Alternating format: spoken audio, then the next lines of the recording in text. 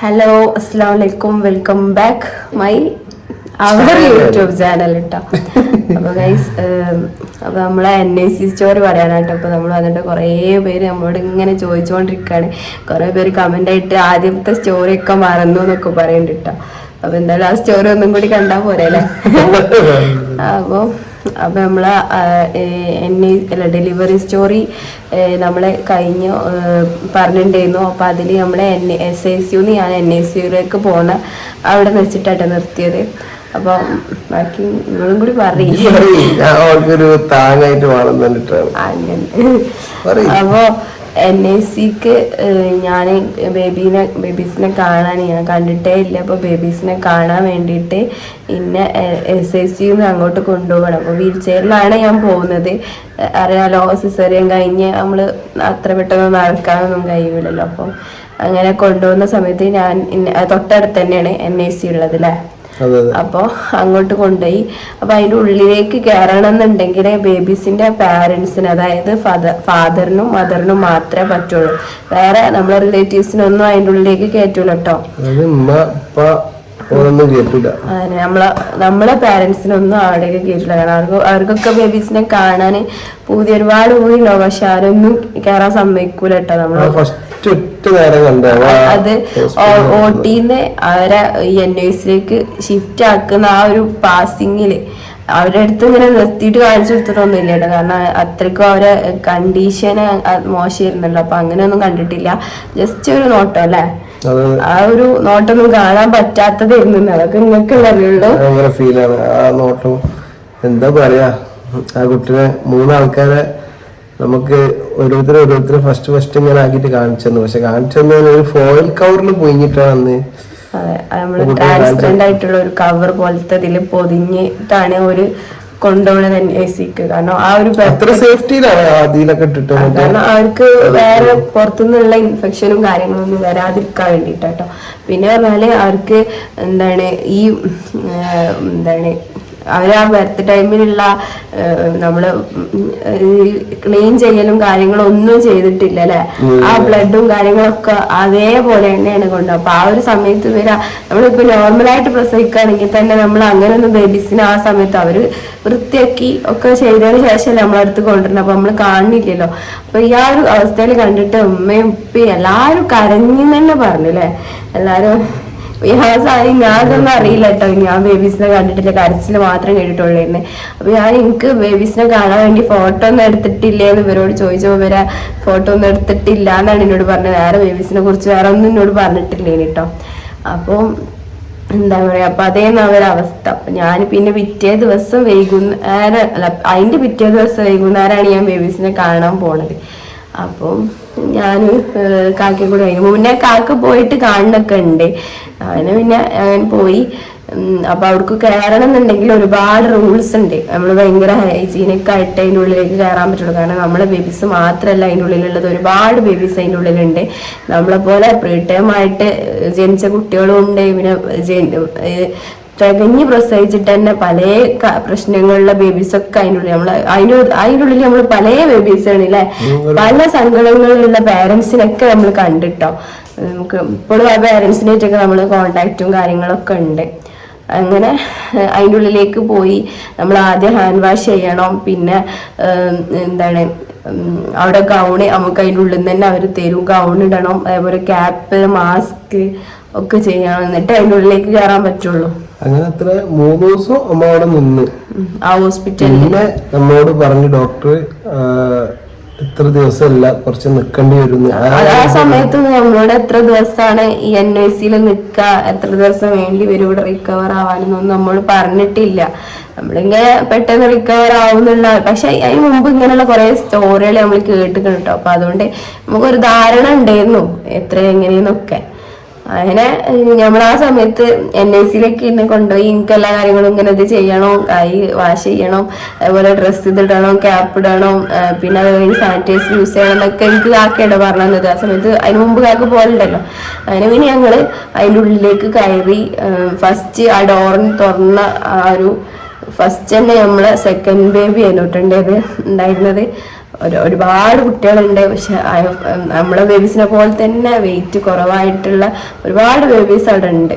അങ്ങനെ നമുക്ക് ഫസ്റ്റ് ഇതാണ് നമ്മളെ ഫസ്റ്റ് ബേബി. നമ്മള് ഫോട്ടോസ് ഒക്കെ ഇൻക്ലൂഡ് ചെയ്യല്ലേ, നമ്മൾ ഫസ്റ്റ് ആ ഒരു സമയത്തുള്ള ഫോട്ടോസ് ഒക്കെ ഉണ്ടെങ്കിൽ നമ്മൾ ഈ വീഡിയോയിൽ ഇങ്ങനെ സൈഡിൽ സെക്കൻഡ് ബേബിന്റെ ഫോട്ടോ ഫസ്റ്റ് നമ്മൾ കണ്ട ആ ബേബിന്റെ ഫോട്ടോ എടുത്തിട്ടില്ലേ കേട്ടോ. നമ്മൾ ഫോട്ടോ എടുക്കുന്ന സമയത്ത് തന്നെ ഏകദേശം ഒരു രണ്ടാഴ്ചയൊക്കെ കഴിഞ്ഞിട്ടുണ്ടാവൂലേ.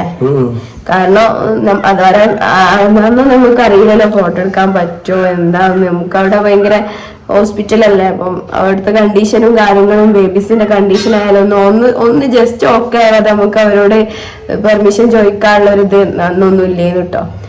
അപ്പം 2 ആഴ്ച കഴിഞ്ഞതിന് ശേഷം എൻ്റെ ഉപ്പ ഗൾഫിലാണ്. അപ്പൊ ഉപ്പ ഇങ്ങനെ നിർബന്ധിച്ചിട്ടാണ് ഞങ്ങൾ അന്ന് ചോദിച്ചിട്ട് എടുത്തത്. അപ്പൊ ആ ബേബി ആ സമയത്തൊന്നും നമ്മൾ ഈ ബേബീസ് പ്രീ ടൈമായി ജനിക്കുന്ന ബേബീസിന് 34 വീക്സ് കഴിഞ്ഞാലാണ് അവർ സ്വന്തമായിട്ട് ശ്വസിക്കാൻ പഠിക്കുള്ളൂ, സ്വന്തമായിട്ട് ശ്വസിക്കുള്ളൂ. അപ്പൊ അത് വഴിക്കും അവര് ശ്വസനത്തിന് ഓക്സിജന്റെ സപ്പോർട്ട് ഇല്ലാതെ അവർക്ക് ശ്വസിക്കാൻ പറ്റൂല. അപ്പം ഇവർക്ക് അതേപോലെ തന്നെ CPAP എന്ന് പറഞ്ഞിട്ടുള്ള ഒരു സാധനം ഒരു കാണുമ്പോ തന്നെ അവര് ഇത് വെക്കുമ്പോ തന്നെ അമ്മക്ക് ഭയങ്കരമായിട്ട് അത് ഒരു ഇറിറ്റേഷൻ ആയിട്ട് അമ്മക്ക് ഫീൽ ചെയ്യുന്നുണ്ട്. അപ്പൊ അവരെ അവസ്ഥ പറയേണ്ട ആവശ്യമില്ലല്ലോ.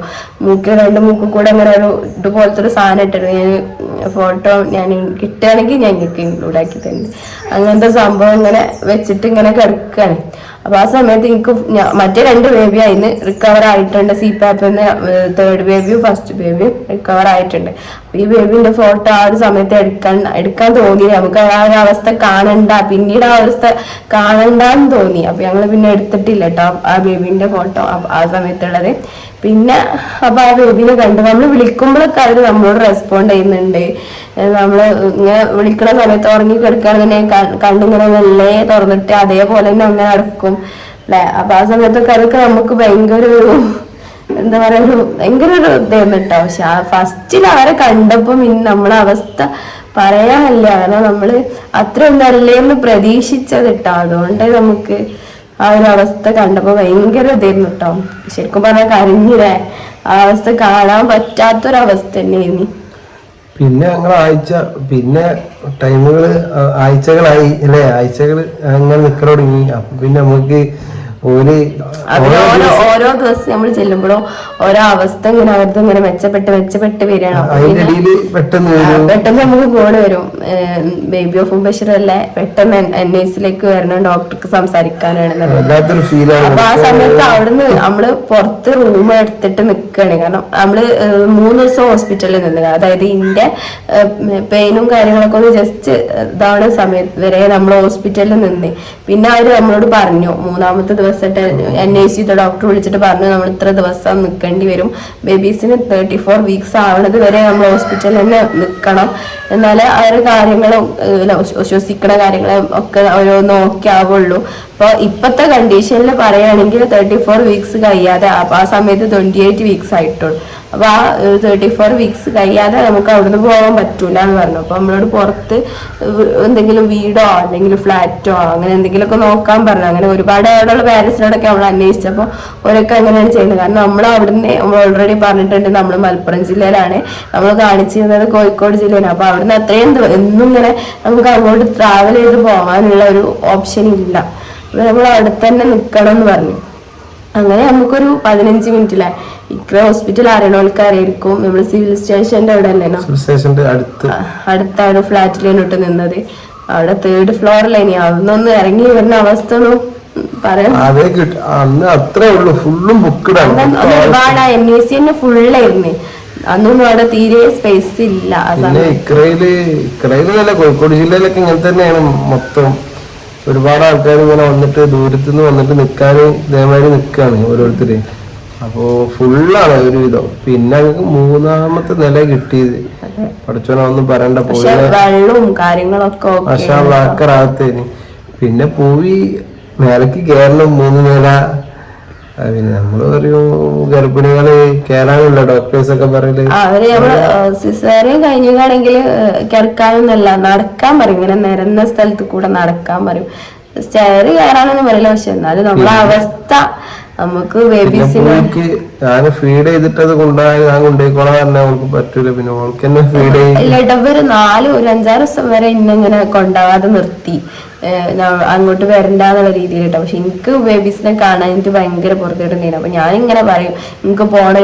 അപ്പൊ എന്റെ അമ്മയും ഹസ്ബൻഡ് ആയിരുന്നു അവിടെ എന്റെ കൂടെ ഫ്ലാറ്റിലുണ്ടായിരുന്നത്. അപ്പൊ ഇവര് സമ്മതിക്കൂല. ഞാൻ പാല് കളക്ട് ചെയ്തിട്ട് ഞാൻ പറഞ്ഞിട്ടുണ്ടായിരുന്നു ബ്രസ്റ്റ് പമ്പ് യൂസ് ചെയ്തിട്ട് പാല് കളക്ട് ചെയ്തിട്ട് വേണം അവർക്ക് കൊണ്ടു കൊടുക്കണമെങ്കിൽ. കാരണം അവർക്ക് ഫീഡ് ചെയ്യാൻ പറ്റൂല, അവർക്ക് ഒറ്റയ്ക്ക് നമ്മളിങ്ങനെ ഡയറക്റ്റ് ഫീഡ് ചെയ്യാനൊന്നുള്ളതായിട്ടില്ല. കാരണം അത് ചെയ്യുമ്പോൾ അവര് ഓക്സിജൻ കുറഞ്ഞു പോവും. അപ്പൊ അതൊന്നും അവർക്ക് അറിയില്ല. കാരണം നമ്മൾ ആ സമയത്തൊക്കെ നമ്മളെ വയറിനുള്ളിൽ നമ്മളെ പൊക്കിൾക്കൊടി വഴി അവർക്ക് ആവശ്യമുള്ള സംഭവങ്ങളൊക്കെ കിട്ടുന്ന ഒരു സമയത്താണ് അവര് പുറത്തേക്ക് വന്നത്, ഡെലിവറി ആയത്. അപ്പൊ നമുക്ക് അതൊന്നും ചെയ്യാൻ പറ്റൂല. അവർക്ക് ഇങ്ങനെ OG ട്യൂബ് പറഞ്ഞിട്ടുള്ള ഒരു ട്യൂബ് ഇട്ടിരിക്കുകയാണ്. ആദ്യത്തെ ദിവസമൊക്കെ അവർക്ക് പൊക്കിൾക്കൊടി വഴിയില്ല, പൊക്കിൾക്കൂടെ അവരെ പൊക്കിൾ വഴിയായിരുന്നു അവർക്ക് ഓരോ സാധനങ്ങളും മരുന്നും കാര്യങ്ങളൊക്കെ കൊടുത്തിന്. കാരണം അവർക്ക് ക്യാനിലൊക്കെ ഇടണമെന്നുണ്ടെങ്കിൽ അവരെ വെയിനൊക്കെ ഭയങ്കര മൈന്യൂട്ടാണ്. അപ്പൊ അതിലൂടെ ഒന്നും അവർക്ക് ക്യാനിലിടാനുള്ളതൊന്നും ആയിട്ടില്ല ആ സമയത്ത്.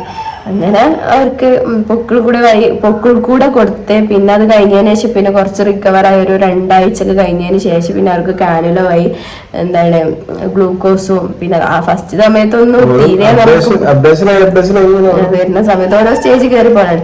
ഫസ്റ്റ് സമയത്തൊന്നും എനിക്ക് തീരെ പാല് കുറവേനല്ലേ. ഞങ്ങൾക്ക് റാൻസോ എന്നൊക്കെ പറഞ്ഞിട്ടുള്ള ടാബ്ലറ്റ് ഒക്കെ കഴിച്ചതിന് ശേഷം പിന്നെ നമ്മള് ഫ്ലാറ്റ് ഒക്കെ എടുത്തപ്പോ പിന്നെ നമുക്ക് അവിടെ തന്നെ കുക്ക് ചെയ്യാം ഒക്കെ ആയപ്പോഴാണ് എനിക്ക് പാലൊക്കെ ഒന്ന് റെഡിയായി വന്നത്. ആദ്യത്തെ ദിവസങ്ങളൊക്കെ പാലേന ഇവർക്ക് 3 ആൾക്കും ഒരു തിരിയെങ്കിലും അവരെ വായൽ വെച്ചു കൊടുക്കണം. അപ്പൊ അതിനുള്ളതെങ്കിലും നമുക്ക് കിട്ടണ്ടേ. അതിനൊക്കെ നമ്മള് അളവ് ഇങ്ങനെ നോക്കി ഇങ്ങനെ എടുക്കലല്ലേ.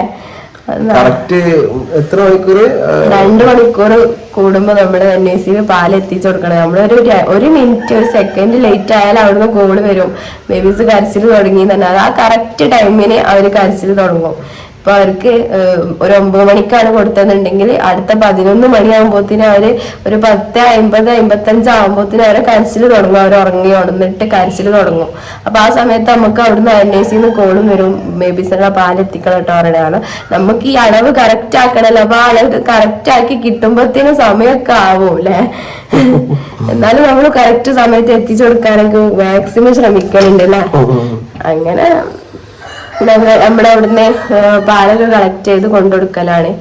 അപ്പൊ ആ സമയത്ത് ഇവര് എന്നോട് പറയും ഞാൻ പാല് കളക്ട് ചെയ്താല് കൊണ്ടുകൊടുത്തോണ്ടേ വരണ്ടാന്ന് പറയാം. പിന്നെ ഞാൻ പിടിച്ചവിടെ നിൽക്കൂട്ടോ. പിന്നെ കുറച്ച് ദിവസം കഴിഞ്ഞ് ഒരു 5-ാമത്തെ ദിവസം അല്ലെ ഡോക്ടേഴ്സ് കൗൺസിലിങ്ങിന് ഉമ്മയും കാക്കയും കൂടി പോയപ്പോ പറഞ്ഞു അമ്മ വരണോ, എന്നാലേ അമ്മ വന്നാലേ ഇനി ബേബീസിന്റെ കണ്ടീഷനൊക്കെ ഓക്കെ ആവുള്ളൂ, അമ്മയും ആ ബേബിയും കൂടിയുള്ള ഒരു ബോണ്ടിങ് അതുണ്ടാവണം എന്ന് പറഞ്ഞു. അങ്ങനെയാണ് പിന്നെ ഇവരെന്നെ കൊണ്ടുപോകാൻ തുടങ്ങിയത് ബേബീസിനെ. അത് വിളിക്കും, കൗൺസിലിങ്ങിന് ടൈം ആയാലും വിളിക്കും, NICന്ന് കോൾ വരും. ഡോക്ടർ അടുത്തേക്ക് വരണം എന്ന് പറഞ്ഞിട്ട് കൗൺസിലിങ്ങിന് വരണം എന്ന് പറഞ്ഞിട്ട് വിളിക്കും. അപ്പൊ അവര് പോവും. പിന്നെന്താ ഉമ്മ ഒരുപാട് സപ്പോർട്ട് ചെയ്തിരുന്നു.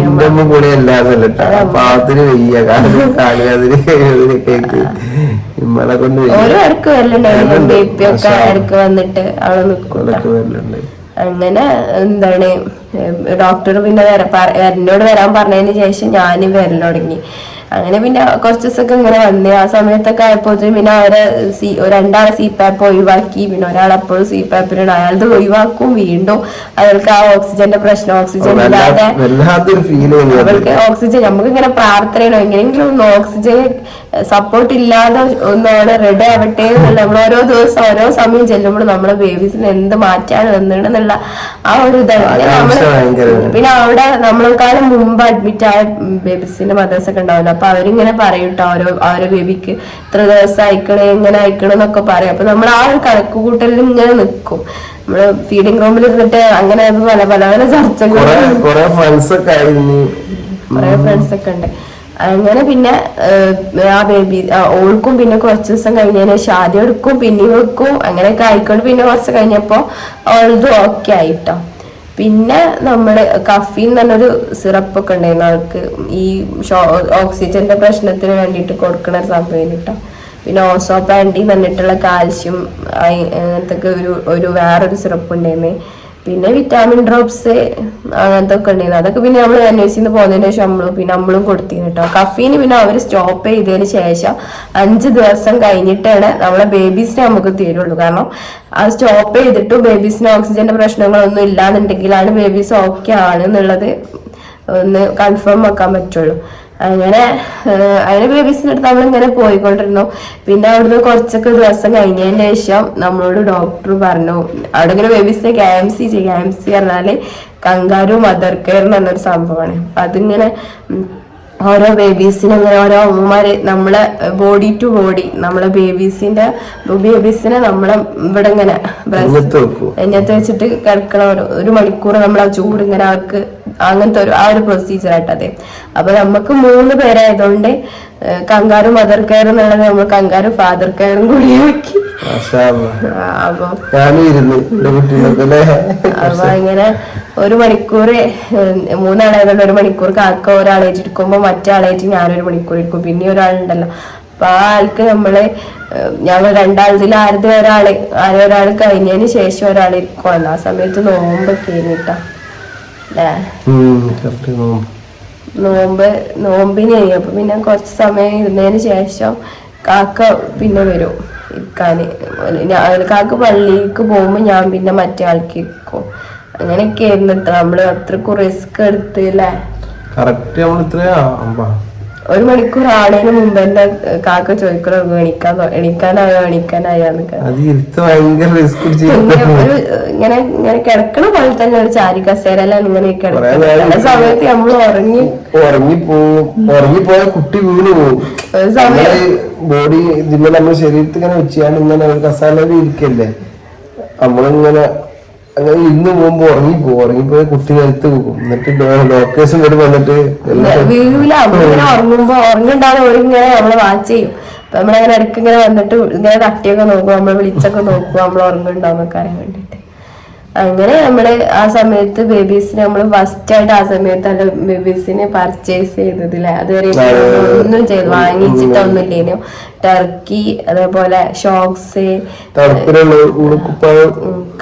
കുപ്പായില്ല, ക്യാപ്പും കയ്യിനുള്ള ഷോക്സും കാലിനുള്ള ഷോക്സും കുപ്പായിട്ടിട്ടില്ലല്ലോ. ടർക്കി ഇങ്ങനെ വേല വെച്ച് കൊടുക്കും. അപ്പൊ ഞങ്ങള് 2 പേർക്ക് നമ്മൾ പറഞ്ഞ തേർഡ് ബേബിക്കും ഫസ്റ്റ് ബേബിക്കും KMC കൊടുക്കാം. പക്ഷെ സെക്കൻഡ് ബേബി ആ സമയത്തൊക്കെ CPAP-ലേനില്ലേ, ഓക്സിജൻ സപ്പോർട്ടിലേനി. അപ്പൊ ഓൾക്ക് കൊടുക്കാൻ പറ്റില്ലായിരുന്നു.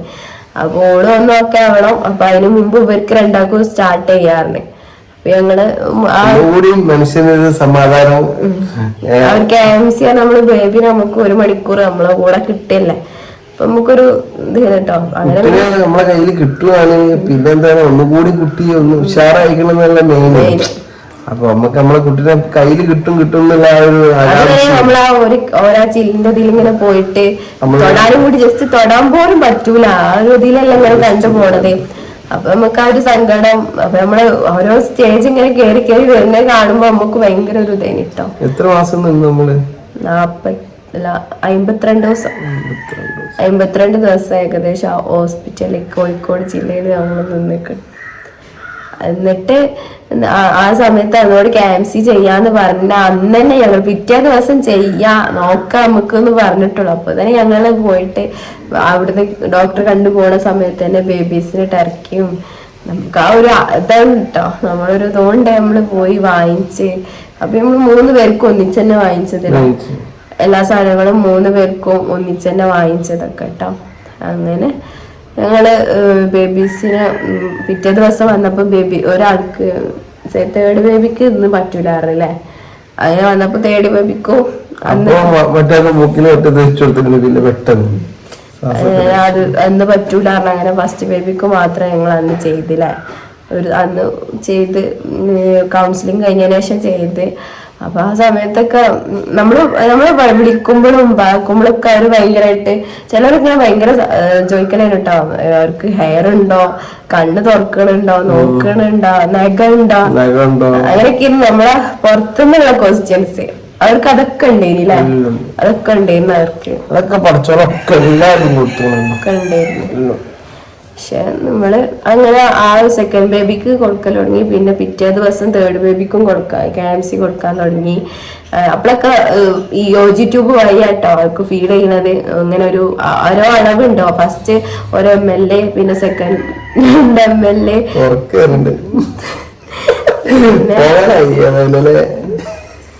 അങ്ങനെ ഓരോ അളവ് വെച്ചിട്ട് ഇങ്ങനെ പാല് ഇങ്ങനെ കൂട്ടിക്കൂട്ടി കൊണ്ടുവരണം. അപ്പൊ അതിങ്ങനെ എത്ര അവര് ടോളറേറ്റ് ചെയ്യുന്നതിനനുസരിച്ചാണ് പിന്നെ ഇങ്ങനെ കൂട്ടുക. ചില ദിവസം കൂട്ടിയത് പിന്നെയും കുറക്കും.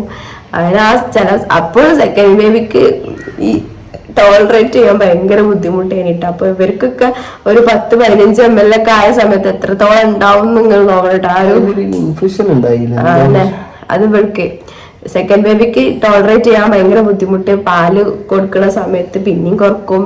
ആ സമയത്തൊക്കെ ആൾക്ക് 3 ml 4 ml ഒക്കെ ആയിട്ടുള്ളൂ. ഇവർക്കൊക്കെ ഒരു 15 ml ഒക്കെ ആയിട്ടുള്ളൂ. പിന്നെ ഒരു വെയിറ്റ് ഗെയിന് വേണ്ടിയിട്ട് ഒരു HMF നല്ലൊരു സാധനം ഉണ്ടായിരുന്നു. അത് അവര് ഈ പാലില് മിക്സ് ചെയ്തിട്ടാണ് കൊടുക്കുക. നമ്മള് ബേബീസ് 3 ആളാണെന്ന് വിചാരിച്ചിട്ട് അവർക്ക് ഈ ബ്രസ്റ്റ് ഫീഡ് തന്നെ ചെയ്തിട്ടുള്ളൂ. അവർക്ക് ഫോർമുല ഒന്നും കൊടുത്തിട്ടില്ലേ. അങ്ങനെ HMF പറഞ്ഞ സംഭവം നമ്മളെ ഫീഡില് ഈ പാലിൽ കലക്കിയിട്ട് അവർക്ക് കൊടുക്കും. ആ സമയത്ത് സെക്കൻഡ് ബേബിക്ക് അതും ടോളറേറ്റ് ചെയ്യുന്നില്ല. അവൾക്ക് വയറൊക്കെ വീർത്ത് വന്ന് പിന്നെ പച്ച കളറില് അല്ലെ ഒരു ഗ്രീനിഷ് കളറില് ഛർദിച്ച്. അപ്പൊ ഡോക്ടേഴ്സ് അവൾക്ക് കൊടുക്കാൻ പറ്റില്ല പറഞ്ഞിട്ട് പിന്നെ ഒരു 4 ml 5 ml ഒക്കെ ആക്കിയ ഫീഡ് പിന്നെ അവൾക്ക് തീരെ കൊടുക്കാതായി. ഒരു 3 ദിവസം 4 ദിവസം അല്ലെ അവൾക്ക് കൊടുക്കാതെ. ആ സമയത്തൊക്കെ അവളെ കാണുമ്പോൾ ഭയങ്കര സങ്കടം എന്നിട്ടാ. ഒന്നും കൊടുക്കാതെ ഇങ്ങനെ അവള് നിർത്തണേ, വെറും ഗ്ലൂക്കോസ് മാത്രം ഇട്ടിട്ട്. പക്ഷെ മറ്റു 2 ആൾക്കും കൊടുക്കണ്ട. അപ്പൊ ഇവൾക്ക് കൊടുക്കാതാവുമ്പോ നമുക്ക് ഭയങ്കര സമയം. അവളെ വയറാണെങ്കിലേ നമ്മള് കാണുമ്പോ തന്നെ ഇങ്ങനെ ഭയങ്കരമായിട്ട് വീർത്ത് നിൽക്കണം. തൊട്ട് നോക്കുമ്പോ തന്നെ ഒരാളൊരു മദറിനെ കണ്ടപ്പോ അവര് പറഞ്ഞ അവരെ ബേബിക്കുണ്ടായിരുന്നു. അവർക്ക് ഇൻഫെക്ഷൻ കൂടിയിട്ട് കുടല് പൊട്ടി ബ്ലഡൊക്കെ വൊമിറ്റ് ചെയ്തിരുന്നൊക്കെ. അപ്പൊ അതൊക്കെ പറഞ്ഞപ്പോ നമുക്ക് ഭയങ്കര ടെൻഷൻ. മെയിൻ എന്താണ്, എല്ലാവരും സപ്പോർട്ടാണ്. എന്റെ അവസ്ഥ എനിക്കറിയുള്ളൂ. മറ്റുള്ളവരോട് പറയുമ്പോ നാം ഒരു കുഴപ്പമില്ല, ഉഷാറാണ് ഇവിടെ. അങ്ങനെ മെയിൻ അതല്ലേ, എല്ലാരും ഓരോരുത്തരുടെ കാര്യം പറയും. ഇവരൊക്കെ നല്ലത് പറയും, നമ്മളങ്ങോട്ടും നല്ലത് പറയും. ആ ഒരു റേഞ്ച് ഭയങ്കര തന്നെ നമുക്ക് അങ്ങനെ കേൾക്കുമ്പോ ഒരാളെതിങ്ങനെ കേൾക്കുമ്പോ നമുക്കൊരു പ്രത്യേക ഒരു ഇതല്ലേ. അപ്പൊ അങ്ങനെ നമ്മൾക്ക് ഇങ്ങനെ ഭയങ്കര അങ്ങനെ ഒരു 4 ദിവസമല്ലേ അവൾക്ക് ഫീഡൊന്നും ഇല്ലാതെ അവളെ കിടത്തി. പിന്നെ അവള് ഓക്കെ ആയി. പക്ഷെ അവൾക്ക് പിന്നെ അവരിങ്ങനെ ഈ വെയിറ്റ് ഗെയിന് വേണ്ടിയിട്ടുള്ള പൗഡർ കൊടുക്കുമ്പോഴൊന്നും അവൾക്ക് പറ്റണില്ല. അത് അവൾക്ക് ടോളറേറ്റ് ചെയ്യാൻ പറ്റണമെന്നില്ല. അവൾക്ക് ഛർദി ഇങ്ങനെ വോമിറ്റ് ചെയ്യൽ തന്നെ. അങ്ങനെ പിന്നെ ഡോക്ടർ പറഞ്ഞേ നമുക്കിങ്ങനെ പതിയെ കൊടുത്തു നോക്കാൻ പറ്റുന്നില്ല എന്നാണ്. അവൾക്ക് തീരെ അത് പറ്റണില്ല. മറ്റവർക്കൊക്കെ കൊടുക്കണ്ടേ. അപ്പൊ അവരൊക്കെ അതിനനുസരിച്ചിട്ടുള്ള വെയിറ്റ് ഗെയിൻ ഉണ്ടാവണുണ്ടല്ലേ. നമ്മൾ ഓരോ ദിവസം രാവിലെ കയറി ചെല്ലുമ്പോ തന്നെ നമ്മൾ ചോദിക്കണം ഇന്ന് എത്ര ബേബിന്റെ വെയിറ്റ് കൂടിക്കണം. അപ്പൊ നമ്മൾ പറയാം 5 ഗ്രാം കൂടിക്കണം, 10 ഗ്രാം കൂടിക്കണം. ആ ഒരു ഗ്രാം കൂടുക പറയണതിന് നമുക്ക് ഭയങ്കര ഒരു ഇതാണ്. കാരണം നമ്മളെ ബേബീസ് വെയിറ്റ് ഗെയിൻ ഒക്കെ റെഡി ആയാലാണ് നമുക്ക് ബേബീസിനെ കിട്ടുള്ളൂ. അവരുടെ കാര്യങ്ങളൊക്കെ ഓക്കെ ആവുള്ളൂ. പിന്നെ നമ്മൾ ഈ KMC പറയുന്ന സംഭവമൊക്കെ ചെയ്യണത് ആ ഒരു വെയിറ്റ് കൂടാനാണ്. അതേപോലെ ഒറ്റക്ക് ശ്വസിക്കാനൊക്കെ ഭയങ്കരമായിട്ട് ഇതുള്ള കാര്യമില്ല KMC. അതിനൊക്കെ വേണ്ടിയിട്ടാണ്. അങ്ങനെ ഓരോ സ്റ്റേജ് ഇങ്ങനെ കടന്ന് പോവാൻ. അങ്ങനെ പിന്നെ ഫസ്റ്റത്തെ ബേബിക്ക് അല്ലേ നമ്മളോട് പറഞ്ഞേ എന്താണ് ഓക്കെ ആയി. കൊറേ ദിവസം ഒരു മാസം കഴിഞ്ഞിട്ടില്ലേ. 1 മാസം കഴിഞ്ഞതിന് ശേഷം അവന് ഏകദേശം ഓക്കെ ആണ്. അപ്പൊ നമുക്ക് ഇനി അവർക്ക് ട്യൂബ് വഴിയല്ലാതെ ഈ എന്താ പറയാ പാലട എന്ന് പറയുന്ന ഒരു സാധനം ഉണ്ട്. അതില് നമുക്ക് കൊടുത്തു നോക്കാം പാല്. അത് ഫീഡ് അതിനിടയിൽ നമ്മളെ ഇടയ്ക്ക് ഇങ്ങനെ ബ്രസ്റ്റ് ഫീഡ് ട്രൈ ചെയ്ത് നോക്കൂട്ടോ. പക്ഷെ ഇങ്ങനെ ഒരുപാട് സമയമൊന്നും കുടിപ്പിക്കൂല. ഇങ്ങനെ ജസ്റ്റ് ഇങ്ങനെ അവരെ പഠിക്കാൻ വേണ്ടിയിട്ട് മാത്രം ഒന്ന് ചെയ്ത് നോക്കലുണ്ടായിരുന്നു കേട്ടോ. ആ സമയത്ത് അവരൊക്കെ എടുക്കും 3 പേരും എടുക്കണൊക്കെ ഉണ്ട്. അപ്പൊ പിന്നെ നമുക്ക് ഡോക്ടറെ നമുക്ക് OG ട്യൂബ് ഒഴിവാക്കിയിട്ട് എന്താണ് ഈ പാലട വഴി കൊടുത്തു നോക്കാൻ. അതിന് മുമ്പ് ഒരു ദിവസം അന്ന് കാക്കല്ലേ കേട്ടോ. അന്ന് ഒരു ദിവസം ഡോക്ടർ വിളിച്ചിട്ട് പറഞ്ഞേ, അന്ന് കാക്ക മോളായിട്ട് വീട്ടിൽ വന്ന സമയത്ത് ഡോക്ടർ വിളിച്ച് പെട്ടെന്ന് പറഞ്ഞ് അന്ന് നമ്മളെ ICU പോയ സമയത്ത് തന്നെ മോനക്ക് ഇങ്ങനെ നമ്മള് KMC ചെയ്യുന്ന സമയത്ത് ഇങ്ങനെ ഓക്സിജൻ ഇങ്ങനെ കുറഞ്ഞു വരാ പിന്നെയും കയറാ അങ്ങനെ വരുന്നുണ്ട്. ചില സമയത്ത് ഇവര് ഉറങ്ങുമ്പോ ശ്വാസം എടുക്കാൻ മറന്നു. അപ്പൊ ഇങ്ങനെ അവര് വന്നിട്ട് ഇങ്ങനെ തട്ടിക്കൊടുക്കും. അപ്പൊ ശരിയാവും കേട്ടോ. നമ്മള് ആ സമയത്തൊക്കെ ഇങ്ങനെ അലാറം അടിയോ മെഷീൻസ് ഒക്കെ അവരിങ്ങനെ കണക്ട് ചെയ്ത് വെച്ചിട്ടില്ല. അപ്പൊ അലാറം ഇങ്ങനെ വരും. അപ്പം ബേബീസും സിസ്റ്റേഴ്സും എല്ലാവരും കൂടി ഓടി വന്നിട്ട് ഇങ്ങനെ അവർ തട്ടിക്ക് കൊടുത്ത് റെഡിയാക്കി കിട്ടോ. അവര് സപ്പോർട്ടില്ലേ ഭയങ്കര. നമ്മളെ മക്കളെ നമ്മൾ എങ്ങനെയാണോ നോക്കണം അതേപോലെയാണ് അവരവിടെ നോക്കുന്നത് എല്ലാ കാര്യങ്ങളും. അവരുടെ കുട്ടിയാണെങ്കിലും കൂടിയിട്ട് നമുക്ക് അവര് ചെയ്യണ കാണുമ്പോലെ നല്ലൊരു സന്തോഷം. നമ്മുടെ ആയാലും ഭയങ്കര എല്ലാ കാര്യങ്ങളും നമുക്ക് പറഞ്ഞെന്നൊക്കെ ചെയ്ത് ഭയങ്കര തേലോട്ടോ. അവരൊക്കെ ഭയങ്കര സപ്പോർട്ട് ചെയ്യും നമ്മളൊക്കെ കൂളാക്കി നിർത്താനും. അവര് സത്യം പറഞ്ഞാൽ ബേബീസിന്റെ കാര്യം മാത്രല്ല, നമ്മളെ മദേഴ്സിന്റെ കാര്യമായാലും ഫാദറിന്റെ കാര്യമായാലും ഒക്കെ ഒരു എല്ലാ കാര്യങ്ങളും കൊണ്ട് അവര് നമ്മളെ സപ്പോർട്ട് ചെയ്യുന്നുണ്ട് കേട്ടോ. നമ്മളെ ഇന്നോട് റെസ്റ്റ് എടുക്കാൻ പറഞ്ഞിട്ടും അല്ലേ എല്ലാം കൊണ്ട്. പിന്നെ നമ്മൾ ഐസിയിലുള്ള സമയത്ത് നമുക്ക് വൈപ്സ് ഡയപ്പർ അതൊക്കെ നമ്മൾ ഡെയിലി കൊണ്ടുപോയി കൊടുക്കണം. അപ്പൊ അതിനൊക്കെ അവരെന്നെ നമ്മളോട് പറയട്ടോ, നിങ്ങൾ ഓൺലൈനിൽ നോക്കുകയാണെങ്കിൽ നിങ്ങൾക്ക് ഒന്നും കൂടി ബെറ്റർ ആയിക്കാരം, ഇതിനേക്കാളും കുറവിൽ അവിടെ നിന്ന് കിട്ടുമല്ലോ എന്നൊക്കെ അവരെന്നെ നമ്മളോട് പറയും. അപ്പം അങ്ങനെയൊക്കെ ആയിട്ട് നമ്മൾ ഒരുപാട് അവർ സപ്പോർട്ട് ചെയ്തിരിക്കണല്ലേ. അങ്ങനെ നമ്മള് ഫസ്റ്റ് ബേബിക്ക് പെട്ടെന്ന് കൂടെ തന്നെ പെട്ടെന്ന് ഹോസ്പിറ്റലിലേക്ക് വരണം പറഞ്ഞിട്ട് വൈകുന്നേരം കേട്ടോ. അപ്പൊ ഞാനും ഉമ്മയും മാത്രമേ ഉള്ളൂ. അപ്പൊ 5 മണിന്റെ ഇത് KMC കഴിഞ്ഞാണ്ട് പോയതാണ്. ഫീഡും KMC ഒക്കെ കൊടുത്തിട്ട് കാക്ക് വീട്ടിക്ക് പോന്നിരുന്നു മോളെ എത്തി. ആ സമയത്താണ് വിളിക്കണത്.